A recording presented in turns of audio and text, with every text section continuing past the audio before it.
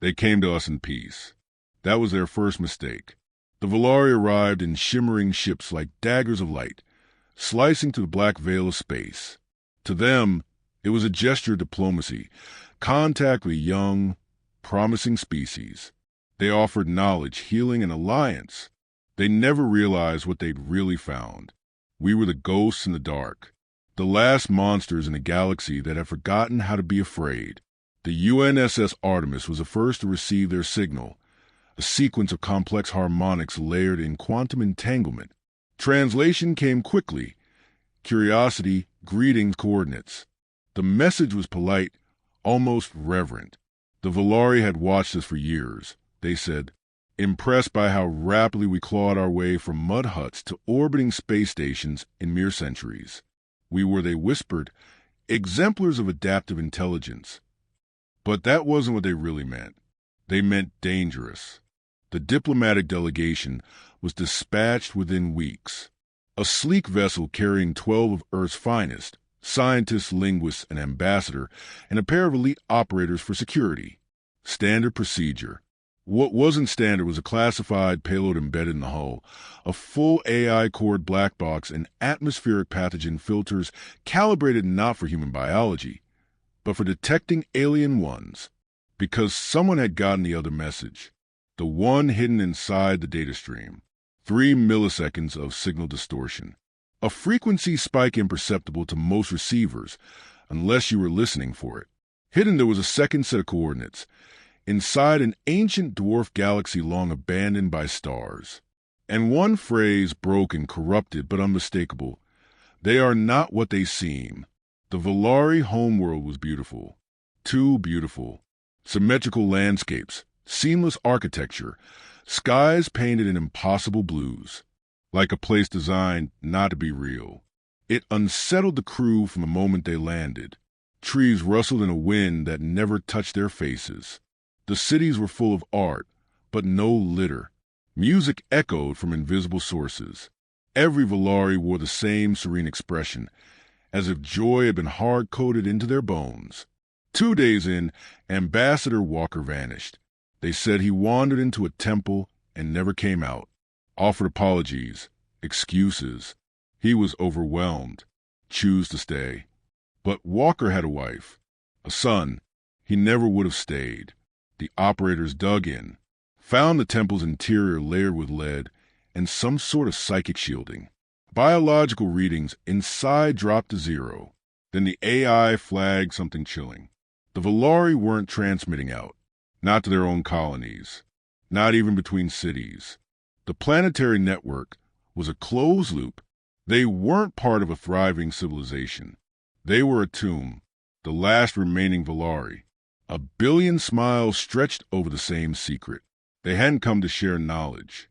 They'd come because they were dying, and they wanted to see what killed them one last time. The humans tried to leave. The ship was disabled from orbit. Some kind of pulse fried every relay. Communications jammed. Even thought-to-thought comms between the operators were dead. That's when facade cracked. The Volari stopped smiling. They started screaming. High, layered frequencies that made blood vessels burst and vision blur. One of the scientists clawed her own face off trying to make it stop. The AI barely managed a shield arrest. The Volari surrounded the compound, whispering in a language too old for linguistics to decode. We were a test, the operator wrote in her final journal log. They wanted to see if it could spread, if it followed us. It did. Back on Earth, Command received only fragments before contact was lost. They quarantined the region, then the planet, then the entire sector. The Artemis never returned.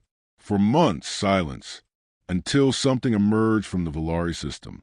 Not a ship, not a distress beacon, just a stream of human DNA sequenced with non-human code. Buried in it were memory fragments, horror, violence, and a pattern. The coordinates of every major Volari colony, and a phrase repeated 14 times. They tried to bury us, but we learned to dig. That was the beginning of the reckonings. The first fleet arrived in Volari space 6 months later. No diplomats. No warnings, just warships, thousands of drones, Reaper-class bioweapons encoded with neural networks designed to evolve mid-battle. They tore through the outer colonies like fire through dry bone. And then Earth did what no species had ever done. We followed them back, not just to their cities, but to their memories. The human AI used the Valari's psychic residues to reconstruct a history they had tried to erase. A war not with us, but with something older. A plague of minds, not bodies. Something that once whispered stars into suicide and made empires implode from within. The Valari had tried to contain it, sculpted their minds into purity, built their cities as prisons for the infected parts of themselves. But they were already lost. And in touching us, they ensured it would spread. Only they didn't understand what we were. We didn't purify. We adapted. We assimilated madness the way we did radiation, toxins, pain. We didn't wither. We changed, and we learned how to weaponize it.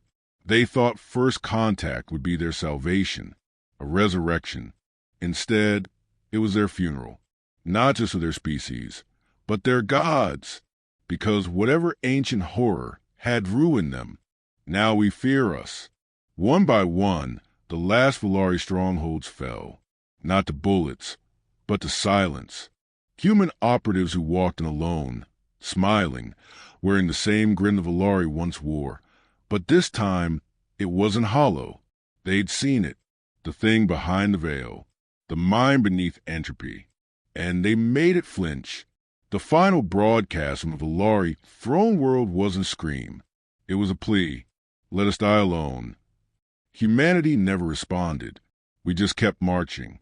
And somewhere in the dark, the old gods began to whisper again. But this time they whispered our names. The stars are quieter now. Not peaceful, just watchful, like prey listening for footsteps. Because something new walks among them. Something worse than monsters. Something human.